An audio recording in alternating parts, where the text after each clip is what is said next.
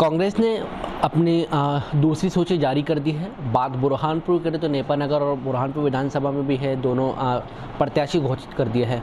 लेकिन ठाकुर सुरेंद्र सिंह वही नेपानगर के अंदर भी जो है विरोध अब शुरू हो गया है।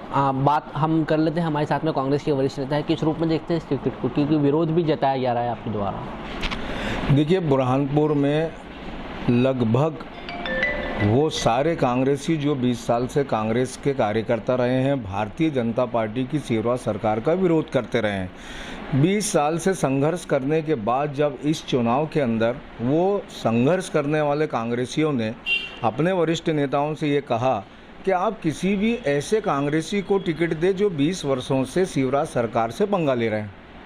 अब हुआ ये कि उन्होंने निर्दलीय को टिकट दे दिया।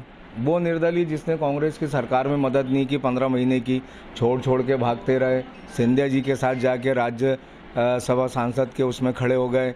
हमारे कमलनाथ जी की सरकार को उन्होंने जो है हर्ट किया, बहुत तकलीफ़ दिया। बुरहानपुर के अंदर जो है कांग्रेसी नेताओं को उन्होंने परेशान किया। आज तक कांग्रेस की सदस्यता उन्होंने नहीं ली, उसके बाद टिकट दे दिया गया। तो वो 20 साल से संघर्ष करने वाले कांग्रेसी आज ये सोच रहे हैं कि 20-20, 25-25 साल से कांग्रेस के लिए लड़ना मरना, अपने ऊपर मुकदमे बनवाना और एंड टाइम पे कोई निर्दलीय विधायक आए और उसको टिकट मिल जाना, तो फिर कांग्रेस की सेवा भाव के अंदर उन लोगों की कमी आ जाती है। दूसरी चीज़ ये कि बुरहानपुर जो है वो मुस्लिम बाहुल्य क्षेत्र है। मध्य प्रदेश में 15% आबादी मुसलमानों की है। मुसलमान वोट हमेशा से कांग्रेस के पक्ष में रहा है। तो इस शेयर के अनुपात में मात्र 2 टिकट पूरे मध्य प्रदेश में, एक भोपाल उत्तर से और एक भोपाल मध्य से, बस। उसके अलावा पूरे मध्य प्रदेश में एक भी मुस्लिम टिकट नहीं। तो बुरहानपुर के मुस्लिम मतदाताओं में इस बात का रोष बना हुआ है कि कम से कम जो दूसरे समुदाय, दूसरे जाति के आधार पे आपने टिकट दिया, तो कम से कम 15% की आबादी वाले मुस्लिम लोगों को कुछ तो प्रतिनिधित्व देना चाहिए था। बुरहानपुर से मुस्लिम टिकट अगर दिया जाता तो मुसलमानों में एक ये अच्छा मैसेज जाता कि नहीं, मुस्लिमों को भी रिप्रेजेंटेशन कांग्रेस ने दिया है।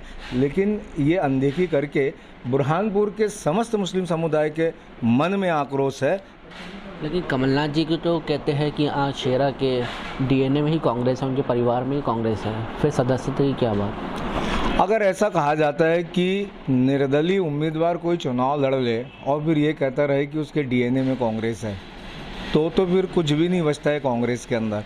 हर आदमी फिर आज क्या करेगा, निर्दलीय खड़ा हो जाएगा और 4 साल तक के बोलता रहेगा मेरे तो डीएनए में कांग्रेस है। तो फिर संगठन का मतलब क्या हुआ? हर आदमी संगठन से अलग होके और अपना एक वो बना लेगा और बोलेगा मेरे तो डीएनए में कांग्रेस है।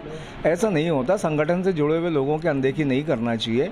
और जहां जातिगत समीकरण के आधार पर आप अगर टिकट का बंटवारा करते हो तो उसमें फिर अनुपात के अंदर मुस्लिम बाहुल्य क्षेत्र बुरहानपुर के अंदर कांग्रेस से प्रतिनिधित्व करने के लिए मुस्लिम टिकट दिया जाना चाहिए था। ये आक्रोश बुरहानपुर में बना है और अभी हम भी अपने वरिष्ठ नेताओं से प्रयास में हैं कि टिकट को बदलें और जो है मध्य प्रदेश के अंदर अगर 2 टिकट दिया है तो तीसरा बुरहानपुर कर दें और ये टिकट अल्पसंख्यक समुदाय में मुस्लिम समाज को दिया जाए। अगर ऐसा नहीं होता तो फिर क्या इस्तीफा देंगे सामूहिक रूप से आप लोग? अब ऐसा नहीं होता, ये तो आगे का समीकरण है, लेकिन उम्मीद ये है कि कांग्रेस के वरिष्ठ नेता मान जाएंगे। बातचीत चालू है, आगे क्या हालात निकल के आते हैं उसके बाद ये निर्णय लेंगे। आज अभी कुछ कह देना ये अननेसेसरी कोई वर्जन हो जाएगा। ऐसा कैसे मान लेंगे कि वरिष्ठ नेता नहीं सुनेंगे बात?